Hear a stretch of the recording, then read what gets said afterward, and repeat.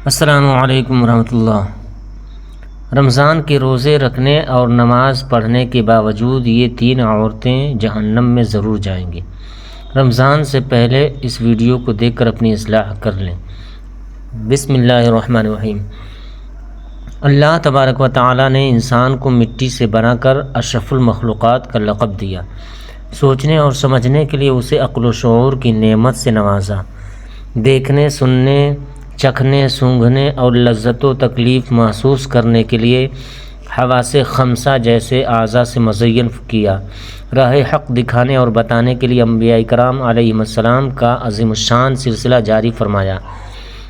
انہیں آیات بینات اور معجزات سے مالا مال کیا۔ انبیاء اور رسول علیہم السلام نے اولاد آدم کو ان کے خالق و مالک کی بندگی اور اطاعت کی طرف بلایا۔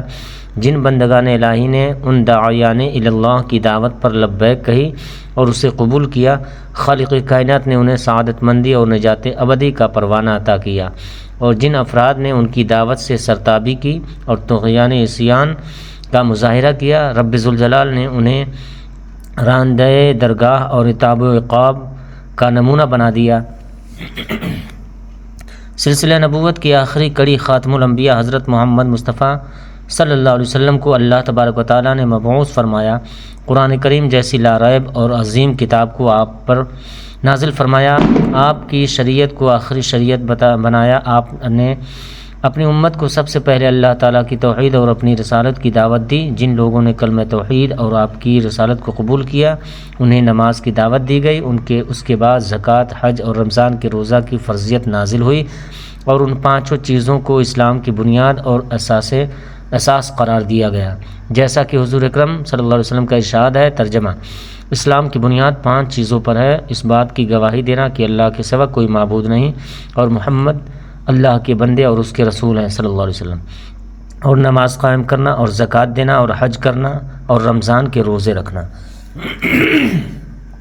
مختصر یہ کہ اللہ تبارک و تعالیٰ نے حضور اکرم صلی اللہ علیہ وسلم کی برکت سے اس امت کو رمضان جیسا ماہ عظیم، ماہ مبارک، ماہ صبر اور ماہ مواسات عطا فرمایا، جس میں تھوڑی سی بدنی مشقت یعنی سحری سے لے کر غروب آفتاب تک عبادت کی نیت سے کھانے پینے اور جنسی خواہشات سے اپنے آپ کو روک لینے پر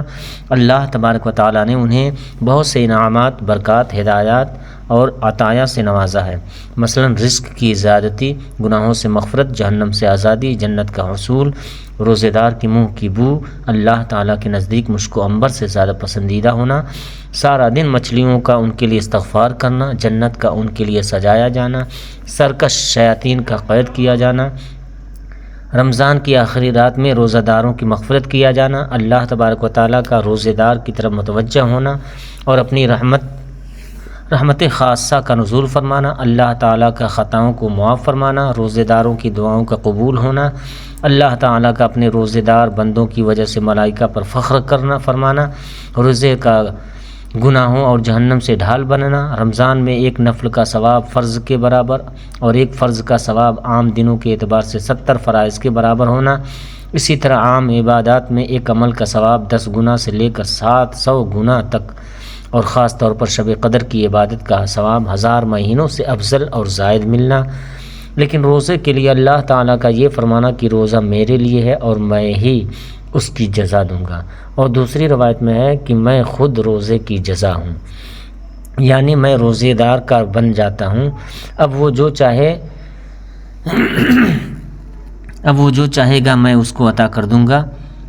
ایک حدیث میں ہے، ترجمہ: حضرت ابو سعید خدری رضی اللہ تعالیٰ عنہ سے روایت ہے، رسول اللہ نے فرمایا، جب رمضان کی پہلی رات ہوتی ہے تو آسمان کے تمام دروازے کھول دیے جاتے ہیں، پھر ان میں سے کوئی دروازہ آخر رمضان تک بند نہیں کیا جاتا، اور جو مومن بندہ اس رمضان کی رات میں نماز پڑھتا ہے تو اللہ تعالیٰ اس کے ہر سجدہ کے بدلے میں 1500 نیکیاں عطا فرماتا ہے، اور اس کے لیے جنت میں سرخ یاقوت کا ایک گھر بناتا ہے جس کے 60,000 دروازے ہوتے ہیں، ان میں سے ہر دروازے کے اندر ایک سونے کا محل ہے جو سرخ یاقوت سے مزین کیا گیا ہے۔ پھر مومن بندہ جب رمضان کے پہلے دن روزہ رکھتا ہے تو اس کے گزشتہ گناہ معاف کر دیے جاتے ہیں، اور ہر دن فجر کی نماز سے سورج غروب ہونے تک 70,000 فرشتے اس کے لیے مغفرت کی دعا کرتے ہیں، اور رمضان میں خواہ دن ہو یا رات ہو وہ جو بھی سجدہ کرتا ہے اس کے بدلے میں اس کے لیے جنت میں ایک ایسا درخت لگ جاتا ہے جس کے سائے کے نیچے ایک گھڑ سوار 500 سال تک دوڑ سکتا ہے۔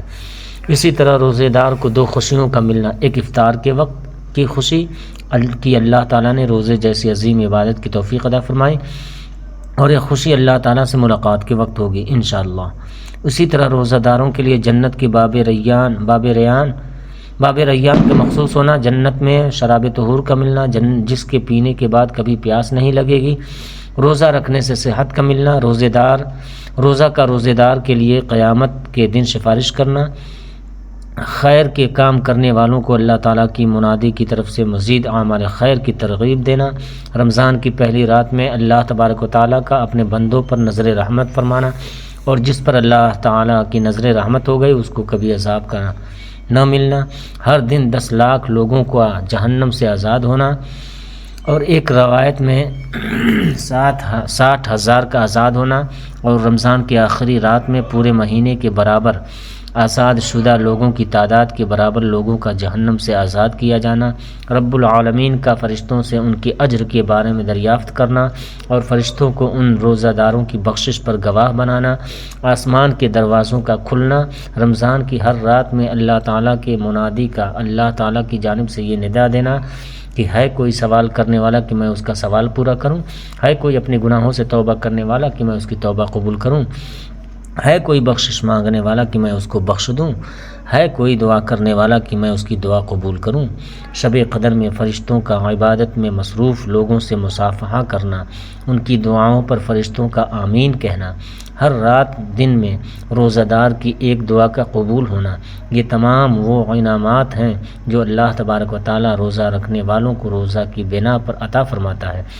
روزہ رکھنے کی بنا پر اتنے انعامات ملنے کے باوجود اللہ تبارک و تعالیٰ نے اہل ایمان کو روزہ کی فرضیت کے بارے میں بڑے محبانہ، شفیقانہ اور حکیمانہ انداز میں فرمایا۔ ترجمہ: اے ایمان والو، فرض کیا گیا تم پر روزہ جیسے فرض کیا گیا تھا تم سے اگلوں پر، تاکہ تم پرہیزگار ہو جاؤ۔ یعنی یہ روزہ صرف تم پر فرض نہیں ہوا بلکہ تم سے پہلے لوگوں پر بھی فرض کیا گیا، اور یہ روزہ اس لیے فرض کیا گیا تاکہ تم متقی بن جاؤ، اور یہ چند دنوں کی بات ہے، لیکن اس میں بھی مریض اور مسافر کو اجازت ہے کہ وہ بعد میں اس کی قضا کر سکتے ہیں، اور جو لوگ روزہ کی طاقت نہیں رکھتے، بڑھاپے وغیرہ کی بنا پر، وہ فدیہ دے دیا کریں۔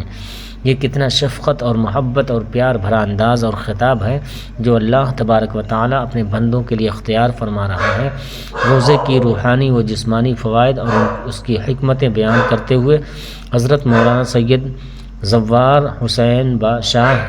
صاحب نور اللہ مرقدہ رقم طراز ہیں، روزہ رکھنے میں بہت سے حکمتیں اور فوائد ہیں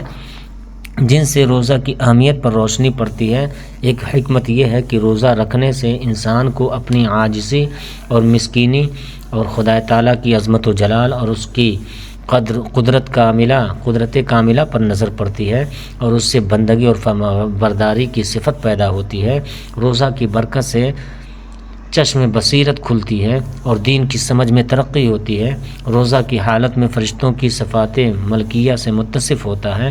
اور اس کی برکت سے انسان کو ملائکہ الہی کے ساتھ قرب حاصل ہوتا ہے۔ روزہ کے ذریعے سے اللہ تعالیٰ کی شکر گزاری کا موقع ملتا ہے، درندگی اور چوپایوں والی صفت سے دوری حاصل ہوتی ہے، اور انسانی ہمدردی کا جذبہ دل میں پیدا ہوتا ہے، کیونکہ جب تک کسی شخص نے بھوک اور پیاس کی تکلیف کو محسوس ہی نہ کیا ہو، وہ بھوکوں اور پیاسوں کے حال سے کس طرح واقف ہو سکتا ہے۔ جو شخص بھوک اور پیاس کی مشقت سے واقف نہ ہو، وہ رزاق مطلق کی نعمتوں کا شکر حقیقی طور پر ادا نہیں کر سکتا، اگرچہ زبان سے شکر کے الفاظ ادا کرتا رہے۔ جب تک کسی کی معدہ میں بھوک اور پیاس کا اثر اور اس کی رگ و ریشہ میں ضعف و ناتوانی کا احساس نہ ہو، اس کو اللہ تعالیٰ کی ان نعمتوں کی قدر نہیں ہوتی جو اس کی بھوک اور پیاس کو دور کرتی اور کمزوری کو زائل کرتی ہے۔ اسی لیے وہ ان خداوندی نعمتوں کا کما حق شکر بھی ادا نہیں کر سکتا۔ روزہ انسان کے لیے ایک روحانی غذا ہے جو دوسرے جہاں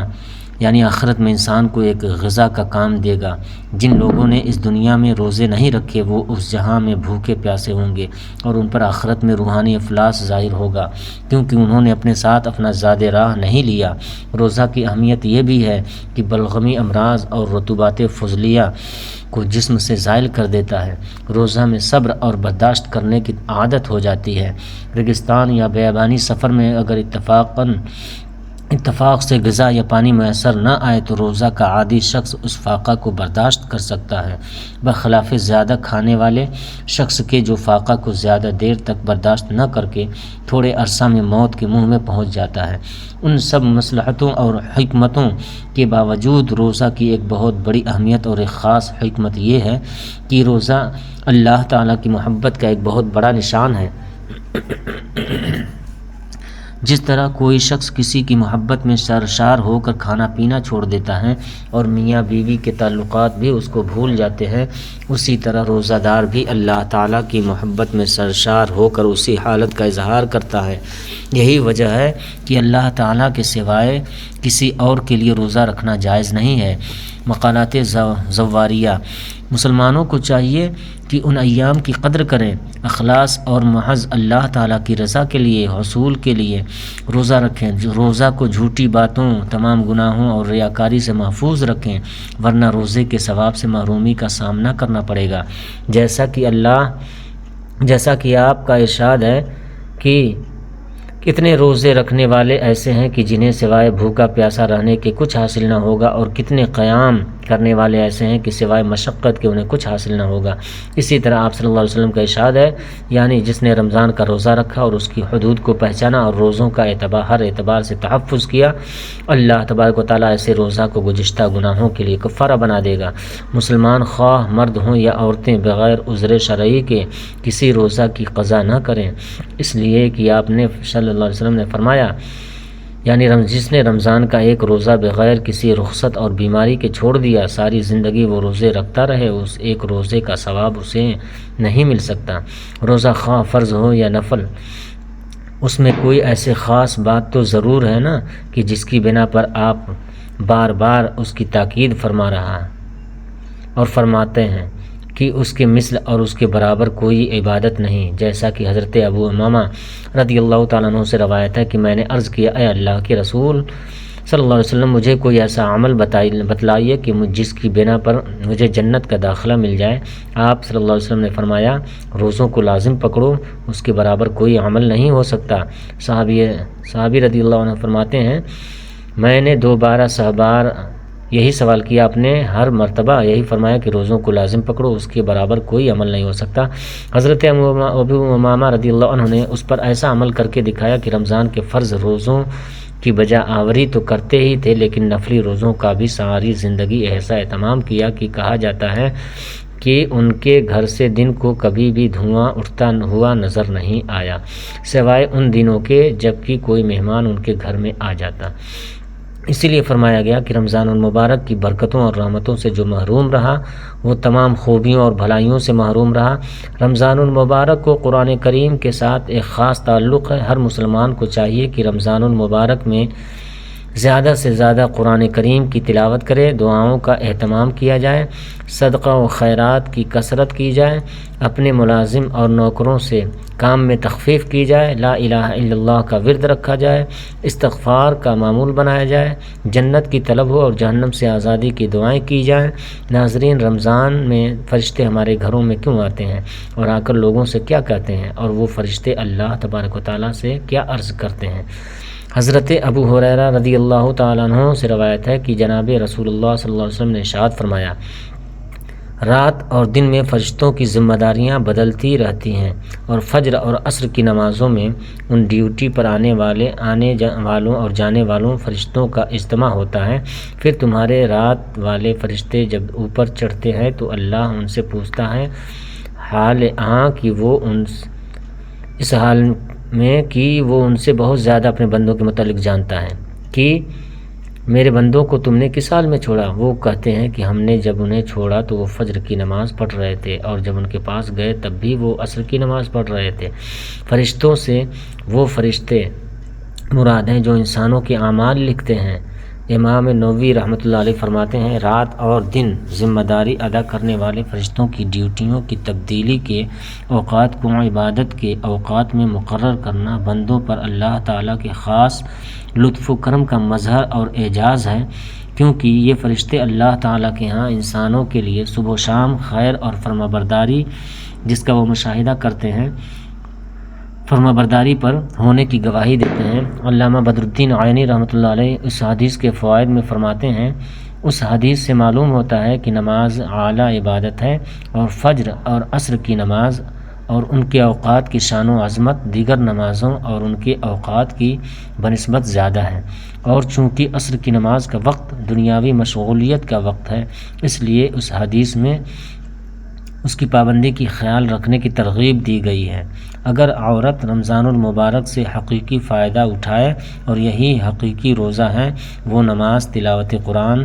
اور ذکر الہی کی جانب متوجہ ہو اور غیر اہم امور سے کنارہ کشی اختیار کر لے تو پورا گھر رمضان سے فیض اٹھائے گا، خاص طور پر آج کے زمانے میں جب عورت کو رمضان میں طرح طرح کے کھانے بنانے،